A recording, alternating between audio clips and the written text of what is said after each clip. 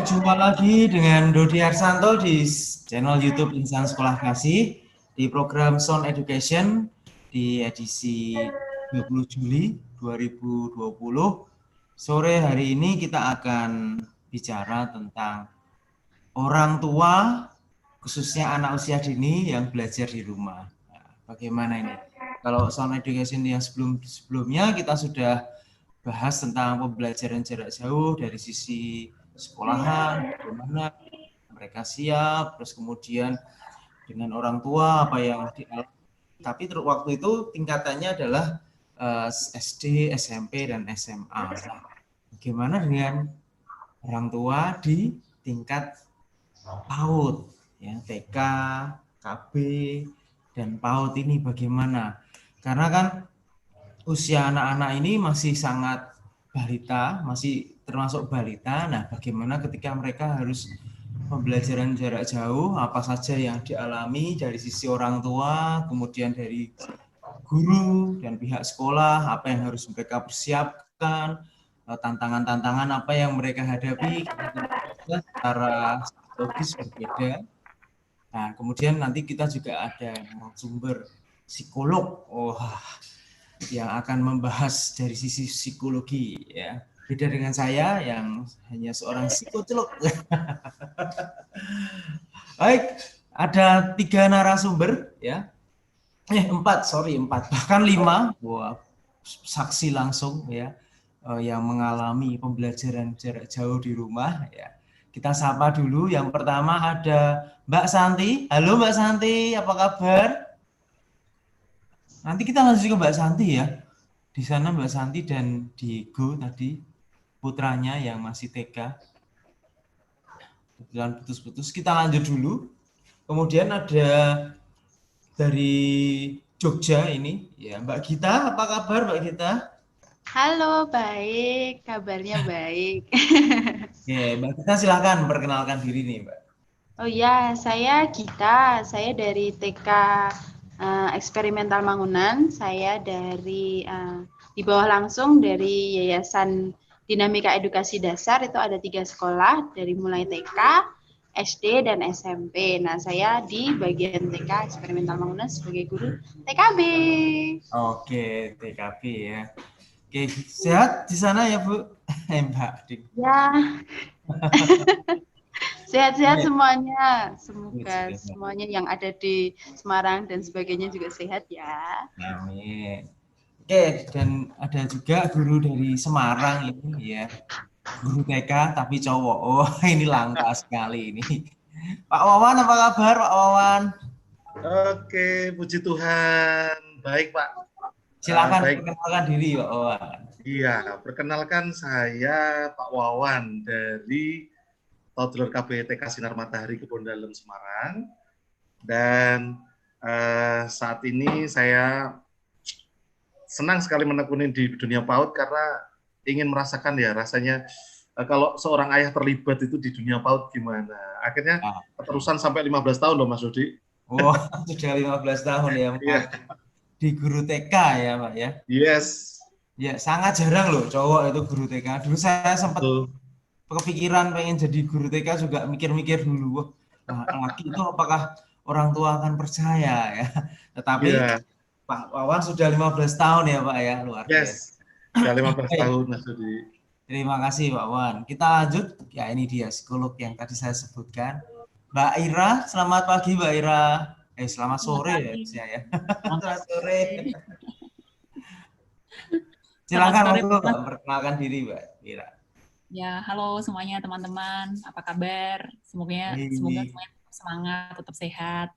Perkenalkan, nama saya Elizabeth Wahyu Margaret Indira, biasa dipanggil Ira. Saya seorang psikolog dan praktisi pendidikan dan mengelola sekolah talenta di Semarang. Oke. Iya, iya.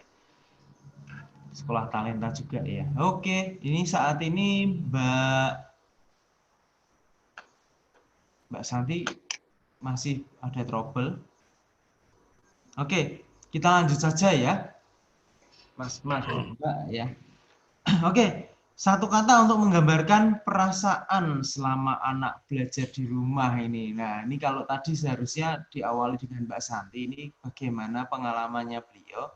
Tetapi kita balik dulu, bagaimana dengan siswa-siswi yang ada di sekolahan Mbak Gita dan Pak Wawan ini. Monggo Pak Wawan dulu, silahkan. Bisa diceritakan gimana anak-anak ini selama memasuki tahun ajaran baru per Juli ini ya, 13 Oh Juli ya, ya Pak. ya. Untuk masa tahun ajaran baru ini kita mengikuti aturannya, kita BDR, belajar dari rumah, ya, di mana sekolah dengan menggunakan Google Meet, kemudian kita juga menggunakan aplikasi Padlet, kita mengadakan komunikasi jarak jauh, dan tetap juga kita mengadakan parenting seperti itu untuk kegiatan-kegiatan supaya kita bisa mengkomunikasikan dan bisa mengetahui kegiatan-kegiatan anak di rumah, Mas Yudi. Oke. Ya. Sebelum ke Pak Wawan lagi ya, ini Mbak Santi sudah kembali. Oke. Oh Mbak Santi, oh masih di mute Mbak. Ya. Halo. Iya, monggo. Nggak tahu ini tadi kenapa laptopnya ini. Ya. Ya silakan Mbak Santi memperkenalkan diri, monggo. Diulang Halo. lagi ya. Oh, diulangi lagi nih. Halo, selamat pagi. Perkenalkan, saya Santi Susilowati, orang tua murid dari TKB Kanisius Kurmosari Semarang. Oke. Ya. Diegonya, apakah mau Bu? Diegonya ngambek ini. Mau. Ya. Malu-malu ini. Ya, anak-anak sih ya, mudi gitu ya. Ya. Nah, Mbak Santi ini kita mau tanya-tanya nih pengalamannya Mbak Santi selama bulan Juli ini mulai pembelajaran jarak jauh untuk anak-anak ini, ataukah mungkin juga sebelumnya per Maret kemarin sudah mulai anak-anak belajar jarak jauh, itu bagaimana pengalamannya, terus apa yang bisa dibagikan? Monggo Mbak. Oke. Awal mulai kita belajar di rumah Maret ya Mas ya. Maret, karena kebetulan waktu itu anak saya masih TKA. Jadi Maret sampai dengan Juni masih TKA. Cuman pembelajaran di rumah masih belum begitu banyak sih. Terus tapi kalau sekarang sudah di TKB, memang dari pihak sekolah, dari awal mulanya mereka mulai dengan perkenalan guru wali kelasnya masing-masing. Mereka kunjungan ke rumah, ya untuk perkenalan bahwa mungkin beliaunya yang nantinya mengajar kalau seandainya anak-anak masuk. Sebenarnya sih ya cukup senang ada kunjungan, paling tidak anak merasakan ada perhatian dari guru tersebut. Sampai anaknya pakai seragam, nggak mau dilepas. Nah itu yang saya sendiri sebagai orang tua itu ya apa ya? Ya antara sedih, antara ya senang sedih lah. Yeah. Mereka sangat kepingin untuk kembali ke sekolah. Terus untuk 1 minggu ini memang pembelajaran sudah mulai daring, dari yang mungkin mengirim voice note. Jadi dari perkenalan dulu nama siapa, mungkin bisa menyebutkan nama panjangnya, alamat rumah. Jadi masih sekitar diri mereka. Terus mungkin ada video juga. Nah, itu yang membuat saya sebagai OTM, mungkin OTM yang lain ya, ini mewakili, agak pusing-pusing bagaimana gitu loh. Ngajarinya. Orang tua kalau ngajari kadang anaknya banyak ngeyelnya. Kalau di sekolahan ya. Murid ya, ya, kalau di sekolahan kan mungkin bareng-bareng gitu ya, bareng-bareng sama teman-temannya. Jadi di sela mereka bercanda, tapi nanti juga diselingi dengan ya itu menari bareng-bareng. Kalau ini kan ya harus Di pure rumah. orang tua yang ya di rumah. Nah, ini kan kalau saya yang kebetulan di rumah, jadi mungkin 24 jam masih dengan anak, J. Ya, Cuman ya. kan kalau orang tua yang bekerja atau mungkin yang ada kegiatan lainnya selain mungkin di rumah kan mungkin agak kesulitan. Ya. Gitu. Tantangannya apa aja nih, Mbak? Tantangannya, harus super sabar, harus panjang ususnya. Kalau perlu nanti harus dicatok ini ususnya orang tua. Oke. Bener, guru-guru TK itu sebenarnya ya luar biasa. Luar biasa sabarnya. Nah, Itu ini dia itu. ini loh. Diangkat Bener. papahnya. Oh, udah mau nggak apa-apa. Bukan papahnya, itu Oh, bukan. omnya. Oh, omnya. Ya, Om. Kalau udah mau udah apa, Om. Kasihan, Om. Ya banyak tantangannya, Mas. Kalau ini ya memang sedikit banyak akhirnya kami sebagai orang tua kan memang lebih dekat, akhirnya lebih dekat dengan anak. Cuman ya itu tadi harus panjang sabar, panjang segalanya lah pokoknya. Sampai hipertensi naik pun ada. Ini curhatan sesama orang tua di grup itu begitu. Oke. Iya. Ya. Kalau saya sih masih beruntungnya ada kakaknya. Kalau masalah menyanyi dan menari saya pasrahkan sama kakaknya. Kalau saya, nggak bisa. Nah, itu mulai ngintip-ngintip dia. Nah, ini. Kalau boleh tahu, Mbak Santi putranya berapa, Mbak? Ini apakah Saya ada 3. Oh, ada 3. Oke. Ya. Yang pertama SD ya. Yang pertama kelas 6. Hmm. Yang kedua Digo, yang ketiga masih 3 tahun. Masih 3 tahun. Kalau Pak Wawan tadi itu ya toddler itu tadi ya. Iya, betul. Nah, itu juga Tapi ini belum sekolah ya, Bu, ya? Belum. Tadi apa? Mau apa? Ya, Itu juga. ini kan saya masih punya yang 3 tahun, jadi itu juga tantangannya luar biasa. Kalau Iya, dua masih balita semua ya, Bu ya. Oke, putus lagi, benarkah? Mbak Santi putus lagi. Iya. Inilah kendala kalau YouTube secara online ini memang kendalanya di banyak hal ya. Salah satunya koneksi ini. Oke, kita lanjut ke Mbak Pak Wawan lagi ya. Pak Wawan, gimana Mbak? Apakah keluhan yang tadi sempat muncul dari Mbak Santi ini juga dialami oleh orang tua murid di TK Sinar Matahari ini, Pak? Gimana Pak? Monggo. Iya, Mas Dodi, keluhan dari orang tua memang kita terima juga, baik tentang sinyal, sinyal juga yang mempengaruhi ya, sinyal kuota, lalu bagaimana kita harus berkomunikasi dengan orang tua seandainya terjadi ada laporan bahwa anaknya tidak bisa mengerjakan dari sekolah.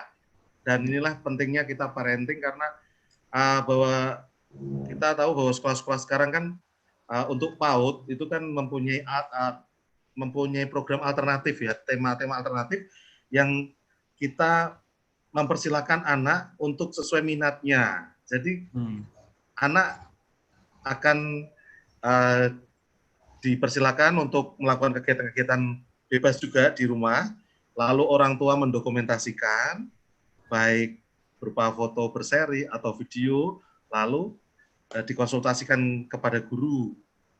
Dan guru sebagai juga konsultan juga, kita akan memberitahukan kepada orang tua bahwa putra-putrinya ini sebenarnya berkembang dari aspek-aspek yang dibutuhkan oleh seorang anak PAUD ini. Jadi dengan membicarakan seperti itu dengan orang tua merasa tenang dan lega sehingga tidak terpancang dengan program-program alternatif yang diberikan oleh sekolah juga.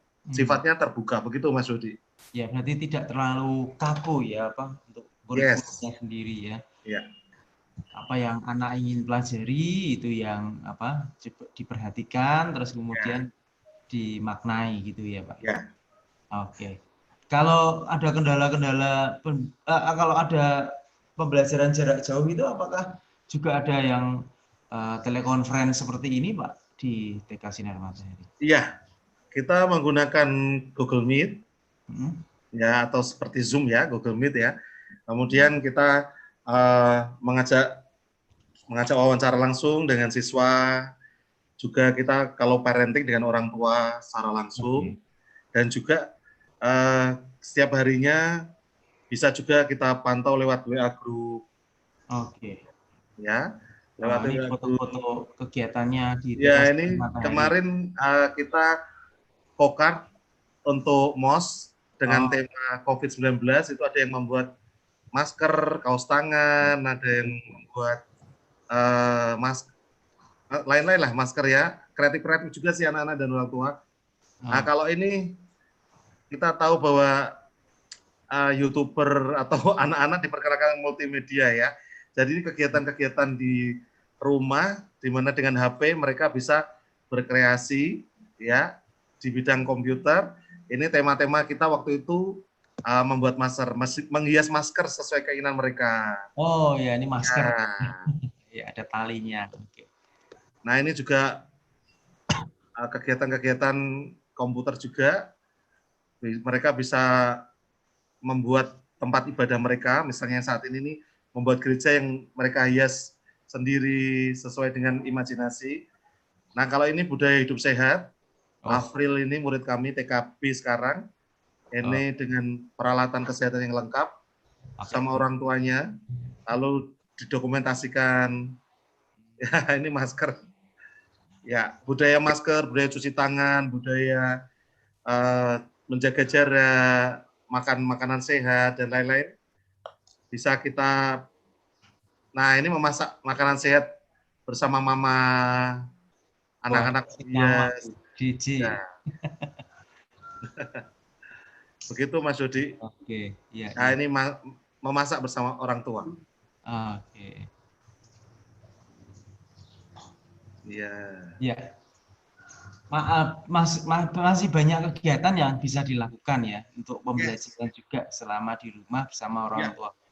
Oke. Ya, kegiatan alternatif mereka mungkin mereka pengen sepedaan, kemudian mereka mungkin pengen menyiram tanaman atau bagaimana, kita persilahkan, dan juga mereka mungkin melakukan kegiatan sains sederhana-sederhana yang dilakukan anak PAUD, kita dukung dan kita minta orang tua untuk peduli dengan video ataupun foto berseri gitu. Oke. Ya. Ya, ya. Kalau Mbak Santi juga kurang lebih seperti itu, Mbak Santi, kalau selama pembelajaran ini putranya seperti yang di TK Sinar Matahari juga? Kalau selama 1 minggu ini masih berkisar mengenai pengenalan diri dulu.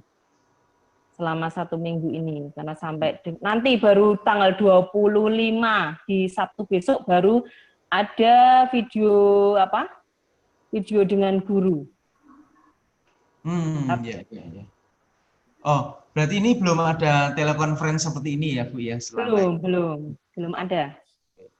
Malah dikunjungi ya oleh wali kelas baru itu ya tadi. Ya, kalau kunjungan perkenalan guru sudah.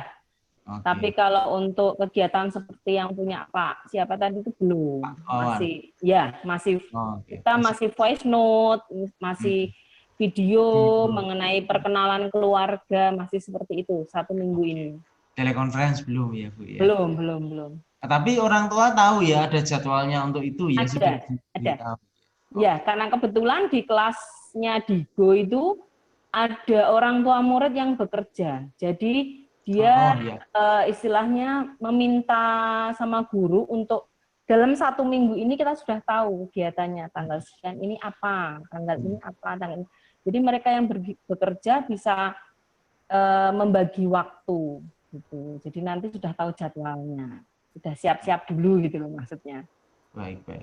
Baik, terima kasih Mbak Santi. Oke, Iya. sekarang kita ke Mbak Gita. Nanti Mbak Santi dan Pak Wawan sama Mbak Ira kalau mau menyahut atau mau bertanya, monggo ya. Saya persilahkan, kita interaktif saja. Ini Mbak Gita, kalau di TK Eksperimental Mangunan bagaimana ini pembelajaran jarak jauh ini? Mungkin satu kata adalah rindu. Jadi romantis banget ya saya. Jadi memang seperti itu, Mas. Jadi kami semua sebagai guru tentu saja dan juga anak-anak saling merindukan satu sama lain dalam pertemuan dalam secara langsung tentu saja. Tapi memang keadaan tidak memungkinkan. Jadi kami sendiri memaknai apa itu rindu di rumah kita masing-masing sehingga anak-anak juga bisa belajar mengenai perasaannya juga. Kan ada pembelajaran soal emosi.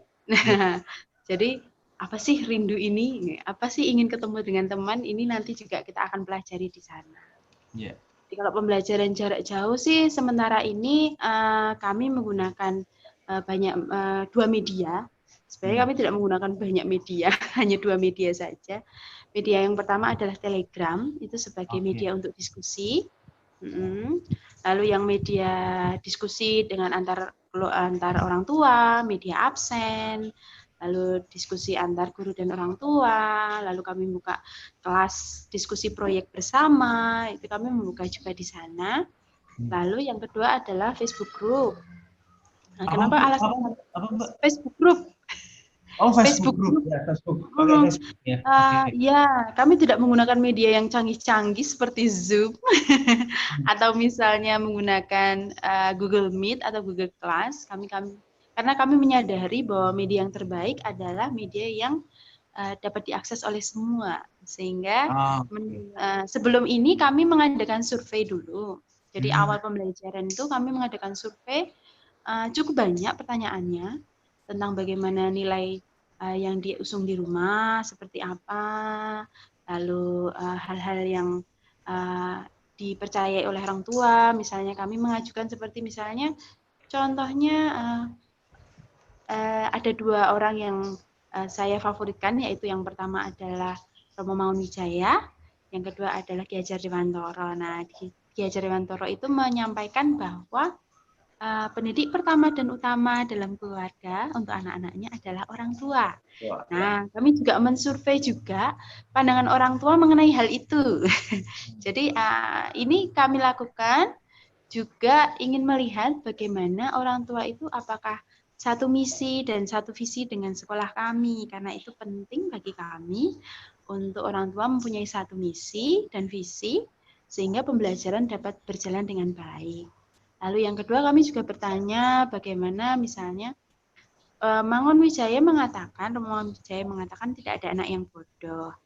Nah, jadi bagaimana pandangan orang tua mengenai hal itu? Kami ingin melihat juga apakah orang tua mengenali betul potensi yang ada di dalam anak.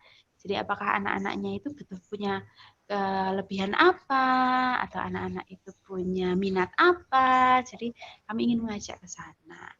Lalu kami mengadakan diskusi dengan orang tua di hari-hari berikutnya. Setelah survei, ternyata media yang banyak digunakan adalah media ini, media Facebook, WhatsApp itu 100%.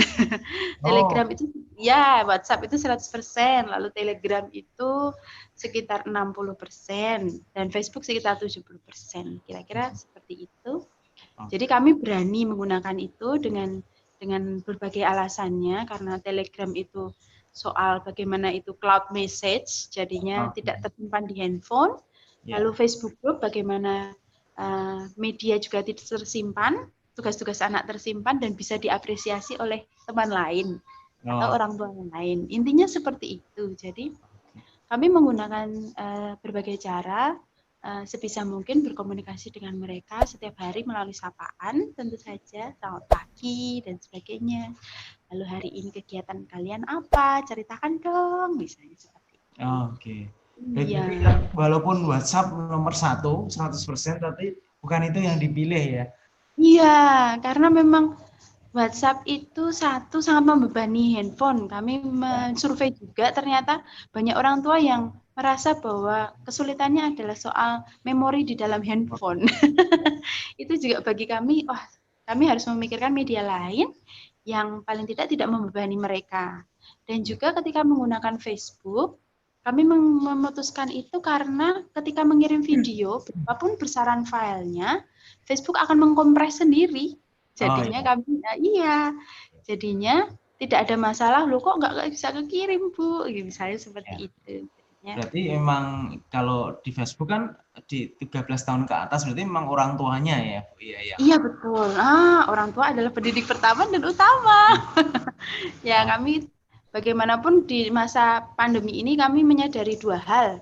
Yang pertama adalah bahwa orang tua itu bagaimanapun adalah rekan terbaik kami dalam mendidik anak-anaknya. Jadi kami menyadari, kami bergantung betul pada orang tua. Dan ternyata kami menemukan orang tua itu kreatifnya minta ampun. Jadi mungkin lebih kreatif daripada gurunya. Jadinya orang tua kreatif dan juga mereka tahu betul anaknya seperti apa, sehingga apa yang dikembangkan, gitu, apa yang ingin disasar. Saya kira orang tua lebih mengenal anaknya karena lebih banyak waktu bersama orang tua tentu saja. Lalu yang kedua, kami menyadari bahwa ternyata sumber belajar itu enggak cuma ada di kelas yang ada 4 dinding ini. Jadi di rumah itu sumber belajarnya luar biasa.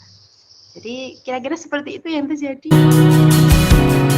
Selamat datang di TK Eksperimental Mangunan. Hai.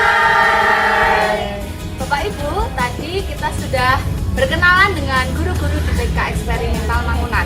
Sekarang kita akan mengenal bersama tentang visi-misi pembelajaran, pola asuh, dan komunikasi yang ada di TK Eksperimental Mangunan. Yuk kita saksikan.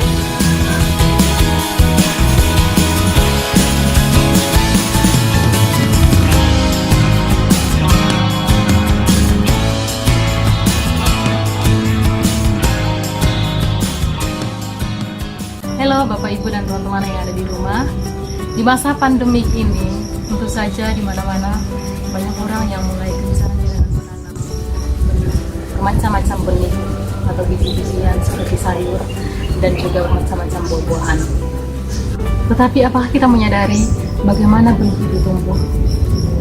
Bisa jadi ya, bisa jadi tidak. Bapak Ibu, di TK Eksperimental Mangunan ada 4 nilai yang sangat penting yang kita miliki bersama. Yang pertama adalah gembira, peduli, mandiri, dan percaya diri. Keempat nilai ini tak terpisahkan. Namun yang menjadi kunci adalah kegembiraan. Hati yang gembira membuat kita bisa belajar dan bisa melakukan apapun. Oke, berarti tanpa telekonferensi ya kalau di Mangunan. Nah, kalau telekonferensi kami pakai WhatsApp, tapi memang tidak semuanya. Karena 100% menggunakan WhatsApp. Kami tidak bisa memaksa orang tua juga untuk menggunakan Zoom. Jadi telekonferensi. Kami juga anak-anak yang dari TKA yang ingin mengenal sekolah bisa berkunjung. Tapi memang kami menjadwalkan paling tidak 1 hari itu 1 orang atau 2 orang dalam waktu yang berbeda. Sesuai yang baru ya, Bu ya. Iya, dalam waktu yang berbeda sehingga paling tidak mereka tahu, oh kayak gini tuh sekolahanku. Karena kelas A ya, kalau kelas B kan sudah tahu pasti. Ya, nah, ini saya jadi penasaran nih. Terus kalau orang tua ya jadi pendidik utama, terus ke mereka yang mendampingi selama pembelajaran, lah fungsi sekolah dan guru apa ini, Bu? Wah, menarik ini. Iya, nah sebenarnya kalau dari guru sendiri tentu saja kami mempunyai pertama adalah tujuan dan goal. Bagaimana anak-anak ini ingin dikembangkan dan apa yang dikembangkan. Itu kami sampaikan dalam pertemuan kami secara daring dengan orang tua dan juga pertemuan secara tatap langsung juga ada dengan protokol kesehatan dan hanya 20 orang maksimal. Jadi kami menyampaikan bagaimana visi misi kami, lalu apa yang kami lakukan. Jadi guru itu sebenarnya kegiatannya adalah satu, kami mendesain pembelajaran yang kontekstual. Tentu saja. Jadi di setiap rumah ada, misalnya di setiap rumah kan ada kamar mandi. Contohnya, kamar mandi juga bisa menjadi sumber belajar. Atau di setiap rumah kan pasti ada tanaman. Nah, tanaman juga sebagai sumber belajar.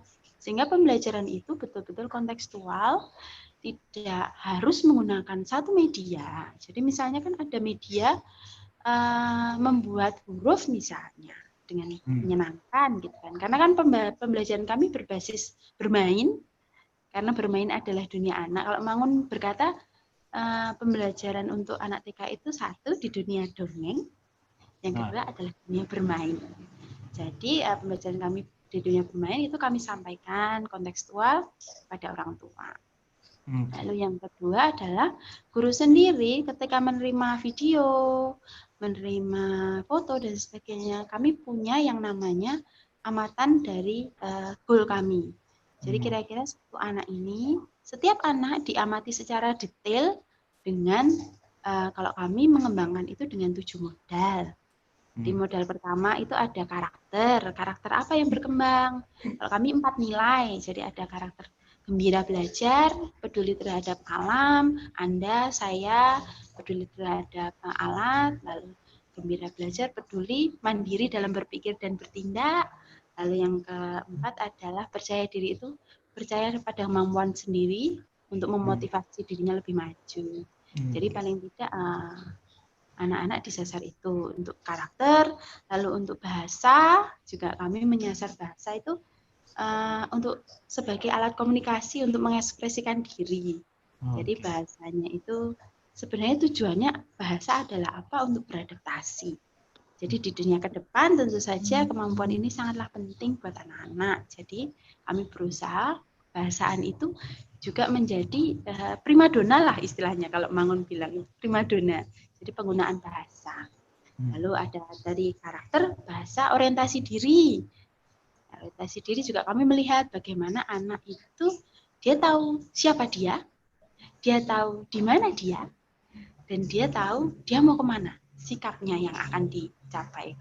Jadi ketika orientasi diri kami melihat bagaimana anak itu melihat dirinya sendiri, lingkungan sekitarnya, dan bagaimana sikapnya terhadap itu. Lalu setelah orientasi diri, lalu keempat ada logika kuantitatif. Jadi kami itu ada logika kuantitatif itu mengenai bagaimana anak menggunakan matematika dalam kehidupan sehari-hari. Nah, jadi kalau matematika itu bukan tambah kurang kali bagi ya, itu hanya sebagian kecil saja dari matematika. Kita harus menyadari bahwa matematika itu dibawa dalam kehidupan sehari-hari. Jadi kayak misalnya soal bagaimana anak-anak bisa menentukan, oh dia itu lebih tua atau lebih muda ya dari saya, atau barang itu lebih besar atau lebih kecil, pengelompokan warna, lalu bagaimana pola dan sebagainya. Iya, dalam kehidupan sehari-hari. Jadi tidak terpisah tentu saja dengan si anak. Lalu logika kuantitatif, lalu ada piranti, pengenalan alat-alat. Jadi alat-alat itu digunakan satu sesuai fungsi, dan kedua sesuai dengan citranya atau nilai, bukan nilai harganya ya, tetapi apakah betul digunakan sesuai fungsi dan sesuai dengan nilainya, dalam artian bahwa anak itu misalnya sendok kan bisa untuk menyendok pasir, betul kan? Tetapi apakah tepat digunakan untuk menyendok pasir? Nah itu, jadi pengenalan piranti tidak hanya soal keterampilan, tetapi juga bagaimana itu digunakan dengan tepat. Lalu setelah piranti kami ada yang namanya kerjasama. Kerjasama itu bagaimana relasi itu dibangun dalam dasar kegembiraan. Jadi tujuan, walaupun pendapatnya berbeda, tapi ada tujuan baik yang ingin disasar, itu yang penting. Nah, lalu yang terakhir adalah soal olahraga. Olahraga itu tidak hanya soal terampil loncat, terampil ini, tapi soal bagaimana satu hidup sehat, badan yang sehat, lalu juga yang adalah di mana badan sehat, hati juga sehat. Bersikap sportif itu adalah salah satu bagian dari olahraga. Jadi ini semua kami sampaikan kepada orang tua ketika di awal pembelajaran, sehingga orang tua tahu saya menyekolahkan anak saya di sini tujuannya apa. Sehingga itu penting, karena ketika sekolah dan orang tua sudah satu misi dan visi, saya kira pembelajaran akan menjadi lebih baik dan lebih enak. Dan juga mengembangkan anak juga lebih maksimal karena orang tua betul-betul terlibat. Dan kami berterima kasih sekali kepada orang tua dari TK Eksperimental Mangunan yang betul-betul meluangkan waktunya di tengah bekerja. Bahkan ada yang sambil jualan telur puyuh, ada yang sambil jualan ini itu di pasar dan sebagainya, tapi menyempatkan waktunya. Karena apa? Karena kami sudah kami sudah sepakat soal visi dan misi apa yang dikembangkan. Oke, ya. Tujuh apa tadi Bu, Mbak namanya? 7 modal. 7 modal tadi ya, memang banyak sekali ya. Nah, itu fungsi guru ya untuk menjabarkan satu persatu. Iya, guru menjabarkan satu persatu. Nah, anak diamati itu satu-satu. Oke, ya itu dia tadi kuncinya. Nah, mungkin ada video yang bisa ditampilkan, Mas Operator bisa minta tolong tadi ya tentang kolaborasi sekolah dan orang tua yang dari TK Bangunan. Ya, kita saksikan bersama-sama nih videonya. Oh, iya. Yayasan Dinamika Edukasi Dasar. Ya, itu yayasan kami. Ya.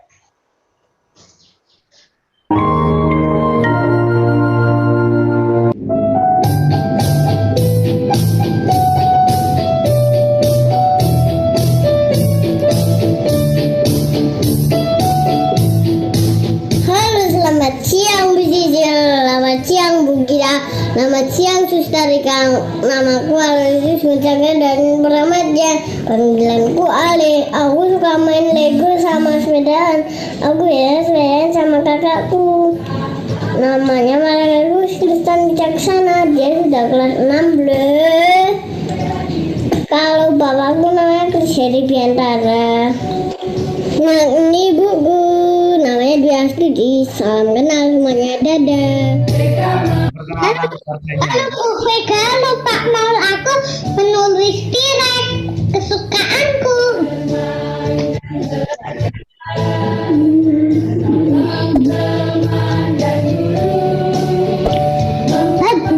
Bagus tulisannya. Bukanlah percaya diri, berani, semangat, ceria, anak hebat. Yes, yes, yes.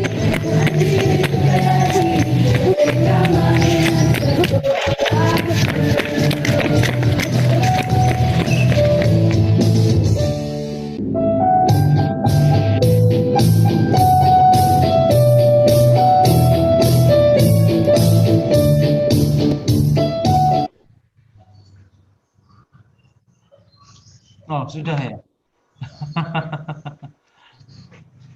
Oke, itu tadi ya beberapa video kiriman dari apa siswanya ya, Bu ya. Iya. Baik, terima kasih Mbak Gita. Kita lanjut ke Mbak Ira yang sudah dari tadi ya, ini narasumber psikolognya nih. Mbak Ira, kalau Mbak Ira putranya apakah masih ada yang balita, Mbak? Enggak ada ya, Mbak ya? Besar-besar. Enggak besar-besar ya. Nomor 1 sudah kelas 2 SMP, yang nomor 2 kelas 6 SD. Oh, sudah lewat ya Mbak masanya. Oh, tapi Mbak Ira punya sekolah juga yang untuk balita ya, Mbak ya? Ada ya? Ada PAUD-nya juga. Oke ya, mungkin bisa juga diceritakan bagaimana pengalamannya di sekolahan itu, apakah ini pembelajaran jarak jauh masih berlangsung, terus kemudian bagaimana mengatasinya itu mungkin. Oke, baik. Ya, luar biasa tadi apa yang diceritakan pengalaman dari Mbak Santi sebagai orang tua, kemudian Pak Wawan dan Bu Gita mewakili guru. Luar biasa apa yang telah mereka kerjakan selama ini. Saya sungguh mengapresiasi guru-guru itu, ternyata luar biasa, guru TK ya. Jadi mereka begitu kreatif, mereka begitu akhirnya belajar dengan cepat dengan kondisi ini. Gitu. Nah, baik Mas Dodi dan teman-teman, saya akan men-sharekan slide saya, boleh? Boleh. Mbak Ira, suaranya diperkeras sedikit ya. Suaranya kurang kencang. Oh, segini apakah sudah terdengar? Bisa naik lagi, Mbak. Oke, Oke, baik. Saya dekatkan ke mikrofonnya. Oke. Baik, Mas Dodi dan teman-teman, apakah saya dapat share materi saya? Belum. Oke, saya akan share dulu. Oke, mungkin diberikan izin untuk share screen dulu, operator. Ya, oke. Sudah kami sudah bisa lihat. Baik, nah ini terkait dengan tema yang kita angkat hari ini, saya mengambil tentang belajar yang menyenangkan dari rumah, karena dengan kondisi pandemi seperti ini kan mau tidak mau akhirnya anak belajar dari rumah gitu ya. Ya. Menarik seperti tadi sudah kita lihat juga putranya Mbak Santi. Tadi di background gambarnya kan nampak seperti ini ya. Ini yang terjadi gitu. Jadi ketika kita Ya, tadi diikuti. di kursi belakang tadi gitu ya gitu. Jadi itulah tantangan yang dihadapi oleh orang tua dan guru ketika kondisi pandemi ini yang mengharuskan anak-anak belajar dari rumah. Kalau yang anak-anak usia SD ke atas mungkin mereka sudah lebih lebih aware, lebih siap untuk mereka sekolah online. Tetapi kita bayangkan dan kita ingat-ingat kemarin ketika sekolah akhirnya harus di rumah dan online itu, inilah yang terjadi. Ya, yang nampak dalam gambar itu 2 menit awal anak ketika gurunya bilang, "Hai, Mas, silakan duduk manis." Dia akan lipat tangan, duduk manis di kursi. Dan kita lihat 5 menit kemudian apa yang terjadi? Duduknya mungkin sudah gelosor, tutupan selimut. Kemudian wah ini ya tadi kayak Mbak Santi juga ya seperti ini. Mulai boring. Dan sebenarnya anak itu kan butuh beraktivitas, terutama aktivitas fisik motorik kasar itu dibutuhkan banget oleh anak-anak. Dan tadi seperti yang nampak di videonya Mbak Gita itu kan murid-murid di sana pun mereka lari-lari gitu ya, mereka beraktivitas dan ya itulah dunia mereka. Dunia mereka memang dunia bermain. Kita harus sadari itu. Nah, tantangannya adalah bagaimana ketika orang tua dua-duanya bekerja atau misalnya salah satu di rumah tetapi work from home tetapi harus mengerjakan tugas kantor di rumah. Lah itu kan tantangan lain. Belum lagi nanti kayak tadi Pak Wan cerita nanti terkait dengan kuota, ya. Gadget. Karena anak-anak itu kan usia PAUD mereka pasti belum ini ya sebagian besar belum memiliki gadget sendiri. Mereka belum memiliki fasilitas laptop. Nah, itu yang juga menjadi tantangan untuk orang tua. Belum lagi kayak tadi Mbak Santi cerita pengalamannya bahwa wah, orang tua pusing nih di grup rame pada darah tinggi. Ya seru-seru gitu. Dan sebenarnya guru pun akhirnya juga ini kan siapapun dengan kondisi ini sebenarnya tidak ada yang siap 100%. Iya. Jujur tidak ada yang siap 100%. Tetapi buat saya sebagai guru ini tantangan tersendiri. Akhirnya mau tidak mau kita memang menyiapkan anak di generasi masa yang akan datang yang mereka harus melek dengan teknologi, tetapi bagaimana karakter itu tetap harus terjaga. Nah, ini tantangan buat guru. Tadi sudah dijelaskan luar biasa dengan Mbak Gita ya. Saya tadi catat loh Mbak Gita. Apa yang dipaparkan Mbak Gita. Yang 7 model dan sebagainya. Wow, bagus. Ya, berikutnya. Kita ini harus berpikir positif di situasi pandemi COVID-19 ini. Sebenarnya kalau kita bilang new normal gitu, jadi kalau menurut saya sih kita harus berpandangan positif bahwa sebenarnya Tuhan izinkan ini terjadi, kita alami, itu mengembalikan apa yang sebenarnya kita tuh sebenarnya abnormal loh. Yeah. Tadi disampaikan bahwa tanggung jawab utama dan terutama dalam mendidik anak adalah orang tua. Apakah benar selama ini seperti itu? Apakah masih kita boleh jujur gitu, apakah masih ada orang tua yang berpikir begini, kan saya sudah bayar SPP, kan sudah bayar uang sekolah, masa aku yang harus ngajari, masa aku yang harus menyiapkan media di rumah ya, gitu kan. Nah, sebenarnya sempat beredar juga WA itu foto bayar SPP pakai foto aja karena tugas-tugasnya kan online. Iya. Saya kemarin sempat dapat juga gitu Mas Dodi. Lagi kan online, bayar SPP-nya juga di ini ya, di foto uangnya gitu ya. Ya, foto aja. Buat saya ini mengingatkan kita kembali sebagai orang tua, peran kita yang utama dan terutama adalah mendidik anak itu di kita, bukan di guru. Guru itu adalah mitra orang tua. Tapi tugas yang utama adalah orang tua. Jadi mengembalikan sesuatu yang abnormal menurut saya menjadi sesuatu yang normal. Kemudian tentang kalau dibilang bahwa kalau mau cuci tangan, kalau mau makan harus cuci tangan dulu dong gitu. Nah, ini kan normalnya kan begitu. Iya. Tetapi kemarin itu justru abnormal itu. Kita Iya. kalau gitu, apalagi di warteg gitu ya, makan satu kobokan di mangkok kita pakai rame-rame, dicelup-celup nanti selesai makan dicelup-celup lagi gitu, terus gantian gitu ya. Nah, itu kan nggak normal gitu loh. Kemudian terkait dengan misalnya bagaimana kita harus menjaga pola hidup sehat, makan makanan sehat, olahraga, itu kan normalnya begitu. Tetapi kemarin kita tuh melalui hal-hal yang sebenarnya abnormal. Nah, buat saya kita harus berpikir positif bahwa Tuhan izinkan ini terjadi untuk kita semua supaya kita kembali ke sesuatu yang normal yang seharusnya itu kita lakukan sebagai orang tua, sebagai guru, sebagai anak, sebagai murid, itu yang harus kita lakukan. Jadi kita mencoba untuk berpikir positif. Karena dengan kita berpikir positif, imun tubuh kita akan meningkat, kita akan lebih sehat, lebih bahagia menjalani ini semua gitu. Karena semua terdampak, teman-teman kita terdampak dari sisi ekonomi, apapun itu semua terdampak. Sekolah-sekolah juga. Apalagi kalau kita bahas saat ini fokusnya di PAUD ya, anak-anak PAUD. PAUD itu menarik menurut saya karena ketika mau masuk SD itu tidak ada ditanyakan ijazah TK-nya mana. Iya. Ya, karena bukan wajib belajar kan kalau di PAUD itu, sehingga orang tua di saat ini masih banyak yang ragu untuk memasukkan anaknya, mendaftarkan anaknya misalnya yang di toddler. Iya, betul. Kalau mau bermain itu kan jarang gitu. Iya. Mereka berpikir aku bayar mahal-mahal SPP sekolah, aku juga yang jadi gurunya. Mending Ya, betul. Banyak teman-teman saya yang nunggu setahun nggak apa-apa lah, nggak sekolah dulu. Iya, benar. Jadi kan ini tantangan buat pengelola-pengelola PAUD juga ini untuk bagaimana sih supaya orang tua tetap percaya pada lembaganya. Gitu. Iya. Nah, yang berikutnya ini sangat menarik tentang kolaborasi sekolah dan orang tua dalam memfasilitasi anak usia dini belajar di rumah. Akhirnya kita menyadari dalam kondisi seperti ini, kayak tadi Mbak Gita sudah sampaikan ya, tentang pembelajaran kontekstual. Wah, saya setuju banget itu. Anak harus belajar dari kondisi real.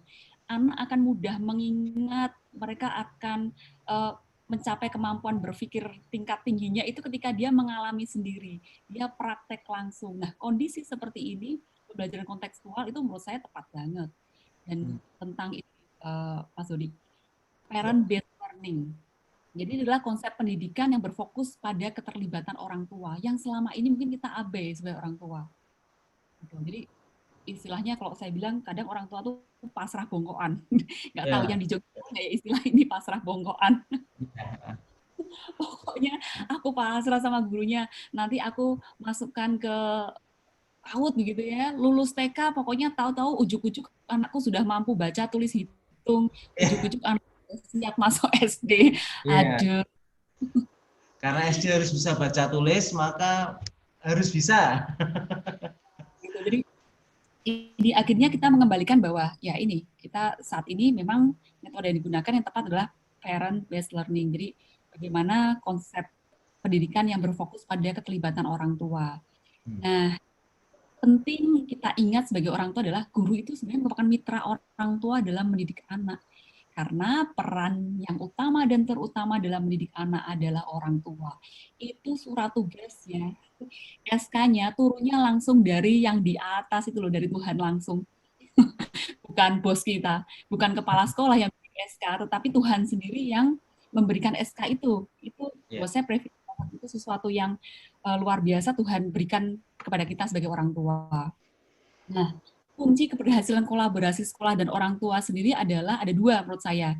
Yang pertama komunikasi dan yang kedua keterlibatan orang tua. Ini penting di kondisi seperti ini. Kolaborasi menjadi sesuatu yang kita butuhkan untuk pendidikan anak-anak kita, terutama anak-anak di PAUD ya. Bagaimana guru mampu mendengar setiap mungkin keluh kesah orang tua, terus menanggapi, mendengarkan tidak hanya terus nanti jadi baper, enggak, tetapi justru ini tantangan buat guru, apa ya yang dapat kita lakukan untuk menolong orang tua, karena kan itu juga nggak mudah juga. Saya menyadari saya juga sebagai orang tua seringkali tidak mudah juga untuk mendampingi anak belajar di rumah, tantangannya banyak sekali. Kemudian itu tadi keterlibatan orang tua itu menjadi sesuatu yang mutlak harus dilakukan. Nah, ini beberapa inspirasi kegiatan belajar yang dapat dilakukan di rumah. Kalau tadi saya sempat singgung juga, kadang tuh orang tua tuntutannya pokoknya lulus TK sudah mampu baca tulis hitung. Seringkali orang tua bertanya, boleh nggak sih anak itu diajarkan calistung di PAUD? Menurut saya stimulasi itu ya dapat diberikan ke anak-anak kalau anak-anak itu siap, dan yang sebagai catatan penting adalah kita perlu ingat bahwa dunia anak adalah dunia bermain. Pekerjaan utama anak adalah bermain. Jadi it's okay gitu distimulasi calistungnya, tetapi caranya melalui bermain. Belajar melalui bermain itu pasti akan lebih tepat untuk diberikan pada anak-anak. Ya, ini jadi mereka belajar sesuatu dari yang dekat dengan dirinya sendiri, namanya sendiri. Itu kan menarik buat anak. Namaku siapa? Oh, Ira. Tulis, dia suka main Lego kan. Dari Lego itu disusun huruf-huruf membentuk namanya, misalnya seperti itu. Yeah. Dan ini saya akan putarkan video bahwa anak itu butuh untuk dia latihan motorik kasar, stimulasi motorik kasar. Anak PAUD nggak terus ujuk-ujuk datang suruh baris terus langsung duduk manis sepanjang 2 atau 3 jam, nggak gitu. Kita aja duduk terus juga lama-lama capek juga gitu, apalagi anak-anak. Saya akan putarkan video aktivitas anak ketika mereka sedang belajar di rumah. Jadi menggunakan bahan-bahan apapun yang ada di rumah dapat dimanfaatkan. Wow. Lagi? Mau lagi? Panjat lagi?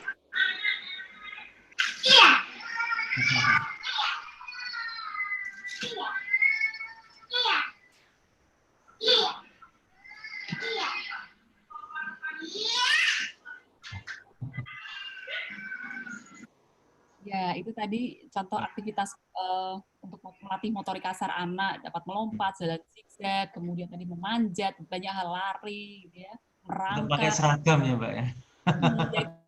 Rindu. Biar kami saja. Tombol kangen. Tombol kangen gitu. Jadi itu dapat menggunakan bahan apapun yang ada di rumah gitu. Tidak harus mereka beli. Ini kan setelah itu dapat gunakan untuk ini kan kertas ya Mas, jadi saya itu dapat aktivitas motorik halus juga, misalnya menggunting dan sebagainya. Ya, kemudian ini dapat melatih untuk motorik halus, juga stimulasi kognitif, bagaimana anak mengenal angka, mengenal huruf. Ini menurut saya Down syndrome loh. Dia mampu begitu. Keberagaman anak-anak kita harus menyadari bahwa setiap anak itu unik, setiap anak istimewa. Di satu sisi mereka punya ada kekurangan, tetapi Tuhan itu adil, pasti dia berikan kelebihan yang luar biasa. Ini murid saya istimewa, dia pinter balet, tubuhnya lembut banget loh. Dia kenal ritme gitu, wah kalau nari balet dia bagus banget gitu. Jadi ini pun mereka dilatih untuk motorik halus, bisa dengan biji-bijian, menjemput gitu ya. Kemudian bisa juga biji-bijian nanti menjepit biji-bijian. Nah, ini kalau guru-guru PAUD ini makanan sehari-hari ya, stimulasi seperti ini sudah terbiasa dilakukan. Ngajari mengenal namanya, kemudian dia bikin kolase seperti ini. Nah, kemudian akan dirangsang untuk dilatih kreativitasnya. Jadi apa yang mereka lakukan itu seringkali tidak sama. Misalnya diminta untuk membuat sesuatu, ya kita harus hargai mereka, apapun hasil mereka gitu. Mungkin buat kita ini hanya sekedar misalnya gantungan baju, fungsinya ya udah buat gantungan baju. Tetapi buat anak-anak itu nanti mereka kan dunia yang penuh dengan imajinasi. Jadi boleh jadi apa saja. Misalnya barang-barang bekas nih yang gambar di kanan ya, dia jadikan tank, misalnya seperti itu. Nah, ini penting banget. Menurut saya anak-anak PAUD itu diajarkan life skill. Ini tepat banget diberikan untuk orang tua saat anak-anaknya belajar dari rumah. Bagaimana anak diajarkan untuk misalnya mencuci piring, mereka menyapu lantai, merapikan mainan, atau mungkin merapikan kamar tidurnya, kemudian melipat baju. Nah, itu buat saya itu penting diajarkan sejak dini. Atau mungkin Bapak Ibu yang punya anak di usia 2 tahun yang belum dilatih toilet training. Nah, ini perlu nih toilet training itu seringkali kan terlewatkan itu. Kadang wah repot nanti kalau sudah lepas diapers nanti ngompol di mana-mana lah. Ini mumpung di rumah diajarkan. 2 tahun sudah melakukan toilet training. Sebagai penutup, slide terakhir ini ada quote dari Bapak pendidikan kita. Saya suka ini. Setiap orang menjadi guru, setiap rumah menjadi sekolah. Jadi anak itu dapat belajar dengan siapa saja, bahkan tidak hanya dengan orang, tetapi mungkin lingkungan pun anak itu dapat menjadi tempat belajar buat anak-anak. Kemudian setiap rumah itu dapat menjadi sekolah. Ya, jadi kita sebagai orang tua perlu menyadari bahwa itu tadi peran utama dan terutama mendidik itu adalah kita orang tua. Kemudian belajar di mana saja, dengan siapa saja. Bahkan di rumah pun itu dapat dilakukan. Dan guru sebagai mitra orang tua juga dapat berkomunikasi yang baik dengan orang tua, dapat menolong orang tua, menjadi fasilitator ketika misalnya orang tua bingung nih, gimana sih ngajari anak-anak belajar dari rumah. Ya, itu saja Mas Dodi yang saya dapat sampaikan dan semoga bermanfaat. Dan jangan sampai kita mengalami yang namanya cabin fever. Ini istilah psikologi yang lagi ngetren nih. Jadi di mana menggambarkan perasaan yang cenderung negatif karena kita terlalu lama berada di rumah terus. Jadi jangan sampai kita mengalami itu. Jadi ada 5 tips menurut saya yang dapat dilakukan kita supaya kita tetap sehat jiwa dan raga kita. Wah, apa itu? Yang pertama, kalau kita memang selama ini lebih banyak aktivitas di rumah, sekali-sekali boleh deh buka pintu, buka jendela, kita menghirup udara segar di teras, kita nongkrong di teras aja kan cukup, masih di halaman rumah. Yang kedua, buat rutinitas harian. Misalnya kalau selama ini anak-anak juga tidurnya larut malam, kemudian kadang siang. Nah, ini buat kembali rutinitas yang normalnya lagi. Kemudian tetap berkomunikasi dengan orang lain. Kan sekarang teknologi ya, dapat menggunakan WhatsApp, dapat apapun lah kita dapat gunakan video call dan sebagainya. Kemudian yang nomor 4, kita berolahraga. Menggerakkan badan, goyang-goyang gitu ya. Kemudian dan yang terakhir, konsumsi makanan bergizi. Saya pikir 5 tips itu dapat dilakukan oleh kita semua supaya kita tidak mengalami apa yang disebut dengan cabin fever. Gitu. Oke. Terima kasih. Baik. Terima kasih Mbak Ira. Oke, tadi ada tambahan tips-tips ya supaya selama pandemi ini tidak menjadi gila. Monggo silakan dari Mbak Gita, Mbak Santi dan Pak Wawan, mungkin ada yang mau saling bertanya atau menanggapi, atau mungkin Mbak Santi kayaknya mau bertanya sesuatu, monggo loh. Mumpung ada Mbak Ira, ada Mbak Gita juga, dan Pak Wawan yang bisa saling bertanya jawab. Monggo. Kalau saya sih, saya kira yang menarik di sana adalah soal listung ya. Memang pada dasarnya orang tua menyekolahkan anak-anak ke TK itu, setahu saya sih, alasan terbesar adalah biar anaknya bisa nulis, menghitung, dan membaca. Nah, sebenarnya memang mungkin itu alasannya, jadi yang saya ketahui. Tapi sebenarnya kita juga perlu melihat bahwa yang namanya seorang anak itu dilihat secara utuh. Maksudnya, saya ingin mengajak orang tua di dunia ini, mengajak bahwa anak itu dilihat secara utuh, tidak hanya soal bagaimana dia kognisinya, tapi juga soal bagaimana keterampilannya juga, tapi dilihat secara utuh bahwa apa yang ada dalam hatinya dipikirkan, apa yang dirasakan di dalam hati, lalu sikapnya nanti yang akan dilakukan itu juga menjadi sesuatu yang utuh. Gitu. Jadi ketika kita ngomongin calistung kan seolah-olah kan itu menjadi suatu standar bahwa anak bisa membaca. Padahal Saya boleh menyela sebentar Mbak Gita. ya, Ya itu sempat saya alami ketika saya kan kebetulan anaknya 3, yang oh anak iya, pertama kebetulan memang apa ya istilahnya cukup cewek terus cukup bisa telaten. mengikuti. Ya betul, dan ketika SD itu saya sempat khawatir juga ini bisa atau enggak ya, karena akhirnya berjalan aja bisa.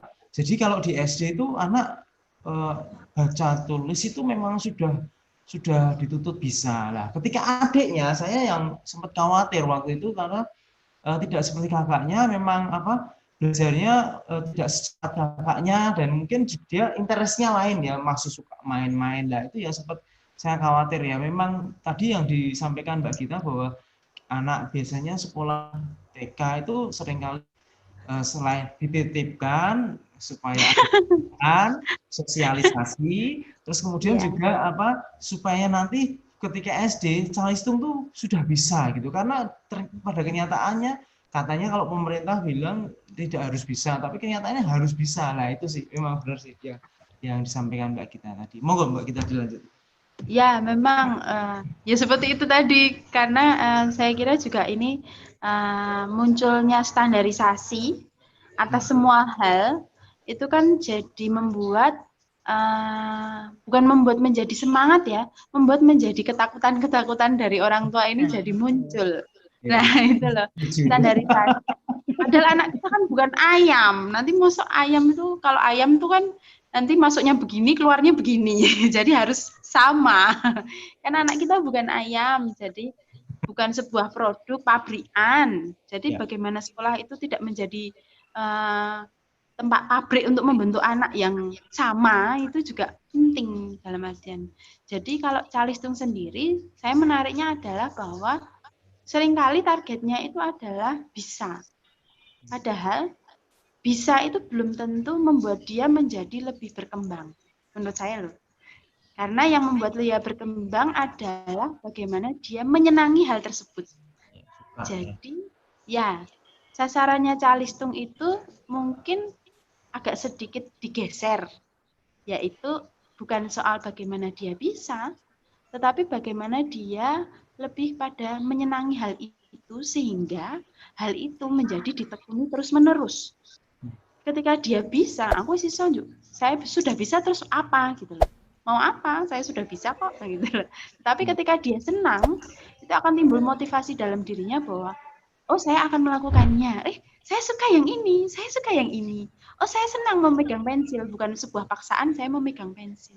Saya senang menggunakan spidol gitu, dan sebagainya. Itu soal calistung. Lalu soal keutuhan tadi saya kira juga penting. Maksudnya dalam artian bahwa jangan sampai kita melihat seorang anak itu satu dengan lain sama. Kalau kita bilang, kalau Mangun bilang itu tidak ada anak yang bodoh, berarti kan anak punya potensi. Yang perlu sekali dikenali oleh satu orang tuanya, potensinya apa. Yang kedua adalah gurunya. Jadi baik gimana kalau anak itu dikenali tidak hanya soal bagaimana siapa dia dan sebagainya. Contohnya seperti ini, kami ingin mengajak orang tua itu mengenal betul, mengajak orang tua itu bisa berpikir positif pada anaknya melalui subtema kami, bukan subtema, proyek kami yang pertama, yaitu adalah hadiah terindah. Jadi proyek kami itu mengajak orang tua itu menceritakan dulu tuh lahirnya gimana sih anaknya. Ke anaknya itu jadi orang tua menceritakan bagaimana dia lahir, bagaimana nama itu dibentuk, karena nama itu adalah hadiah terindahnya dari orang tua kepada anaknya. Jadi kita tidak hanya menyasar soal bagaimana anak itu tahu namanya, tapi bagaimana sejarahnya nama itu muncul sih. Jadi ketika itu maka anak tahu, oh jadi sebenarnya orang tua itu menginginkan aku, misalnya contohnya saya namanya Gita, itu lagu artinya, orang tua menginginkan saya pintar menyanyi, ya, atau Setiandari, orang tua menginginkan saya menjadi orang yang setia. Lalu apa yang bisa saya lakukan ya? Jadi paling tidak anak TK itu bukanlah seorang anak yang tidak tahu apa-apa loh. Anak TK itu sangat cerdas. Jadi kalau diomongin Romo Mangun itu, anak yang cerdas adalah anak yang bertanya. Jadi semua kegiatan kami tujuannya adalah satu, merangsang rasa ingin tahu. Nah itu penting karena dalam rangka apa? Ketika anak ingin tahu, maka dia akan berusaha mengeksplorasi. Setelah itu dia akan belajar terus-menerus. Oh, ini apa ya rasa penasaran? Kadang kan orang tua, bahkan kita sendiri sebagai orang tua, anak-anak ada yang tanya kan pasti tanya terus gitu kan. Padahal itu yang penting. Kami bahkan menanyakan kepada orang tua setiap minggu, kemarin seminggu anak bertanya apa. Kami ingin tahu. Sampai seperti itu supaya, karena dalam merangsang rasa ingin tahu ketika anak bereksplorasi, maka kreativitasnya pasti akan muncul. Ketika anak dipaksa untuk kamu harus ini, nggak ada unsur eksplorasinya, tidak ada unsur kreativitasnya, karena ya hanya terbatas di situ saja. Tapi ketika itu utuh, eksplorasi, dan akhirnya anak menjadi kreatif, maka anak menjadi utuh, yaitu integral. Seperti itu. Saya kira menarik pembicaraan soal calistung ini karena ketakutan itu ada di mana-mana. Betul itu. Seolah-olah calistung itu mengerikan. Gitu. Ini dilema orang tua kayaknya itu, Bu. Iya. Mengerikannya karena ketika anak sudah SD, terus ternyata dia kesulitan, kita juga SD kesulitan. Yeah. Terus kemudian nanti dibandingkan dengan temennya, si ini bisa ini. Betul, yang menyebabkan itu adalah satu, pembandingan. Sehingga kalau misalnya orang tua ditanya, standar-standar itu membuat orang tua membandingkan anaknya dengan anak yang lain. Yeah. Yang itu sendiri saya sering merasa sedih, karena ketika orang tua memilihkan sekolah untuk anaknya, saya kira orang tua sebaiknya melihat tujuan dari sekolah itu apa. Apakah tujuannya anak berprestasi? Artinya berprestasi berarti ada yang tidak berprestasi toh. Jadi apakah anak itu menjadi gembira? Apakah anak itu menjadi senang belajar? Atau anak itu menjadi bisa membaca saja sudah cukup? Jadinya ketika visi sekolah dan visi orang tua tidak sama, tentu saja orang tua perlu mempertanyakan sebenarnya anak saya itu mau dibentuk seperti apa. Nah, jadi kalau ketakutan orang membandingkan satu dengan lainnya berarti satu, ada rasa ketidakpercayaan diri. Padahal kalau orang tua tahu anaknya berpotensi, tentu saja tidak perlu dibandingkan. Anak saya sudah bisa baca, gitu. Ada yang orang tua bilang gitu. Ya bilang saja, oh anak saya sering membantu di rumah, walaupun dia belum bisa baca. Jadi ada yang dibanggakan dari anak. Nah, kami mengajak itu juga orang tua untuk membanggakan anaknya, apapun yang menjadi positif dari anaknya. Oke. Sementara di luar sana ada pihak berpikir, iso untuk bocah ya sapi mbak, kok malah ada sesuai visi. Harus sama tujuannya. Gimana Pak Wawan kalau gitu Pak Wawan? Ya memang begini Mas Studi, memang orang tua itu kan tipenya lain-lain ya. Ya, betul. Makanya kita harus mengetahui dulu memang tentang hakikat prestasi itu. Karena kita tahu bahwa seperti yang disampaikan Bu Gita tadi, bahwa prestasi itu adalah perkembangan dari si anak, dari yang masa lalu dengan yang sekarang. Ya, kita boleh memang belajar melihat kemampuan orang lain, dan kemampuan orang lain itu akan menjadi inspirasi ya bagi si anak, bahwa oh ternyata ada yang bisa, misalnya oh temanku sudah bisa membaca, itu kita tetap motivasi anak bahwa anak mempunyai kelebihan yang lain, tetapi juga itu kita pakai juga untuk menginspirasi. Kita juga pasti bisa, kamu juga bisa, pasti bisa nak, kalau mungkin dengan mau belajar, rajin belajar seperti itu, membaca menulis. Dan juga memang pada kenyataan memerlukan juga dunia nyata kita, ada dunia bahwa bersaing secara baik begitu ya. Nah, kita juga mempersiapkan mental anak juga supaya tahu bahwa selain dirinya ada orang lain yang mempunyai keunikan lain, mempunyai prestasi-prestasi yang lain, tapi juga menguatkan kemampuan anak sambil tetap semua hal yang lain itu menginspirasi supaya anak juga tetap mau mengembangkan talentanya semua itu. Gitu Mas Dodi. Iya, iya betul Pak Wawan. Ini kalau Wawan melihat dari sudut positif ya. Kalau saya negatifnya kalau orang tua melihat itu jadi contoh itu apa si ini itu bisa gitu. Tapi kalau kadang yang muncul adalah iki lho kayak iso kowe kok ora iso. Seringnya munculnya seperti itu.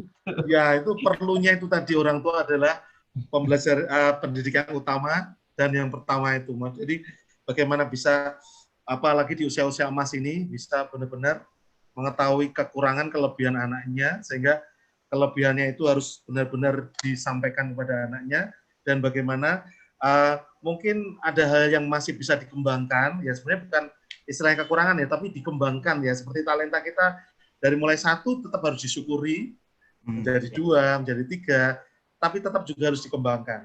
Ya. Ya. Ya. Baik. Jadi tadi kalau monggo Mbak Ira kalau mau nyampaikan. Ya, bahasan tentang anak PAUD ini, jadi saya menggarisbawahi tentang apa yang tadi sempat disampaikan begitu tentang bagaimana sih anak itu sebaiknya membacanya itu seperti apa. Buat saya yang pertama bukan dia hanya sekedar mampu membaca, tetapi apakah dia gemar membaca. Iya. Indonesia, yes. Di Indonesia itu orang-orangnya kan literasinya sangat rendah.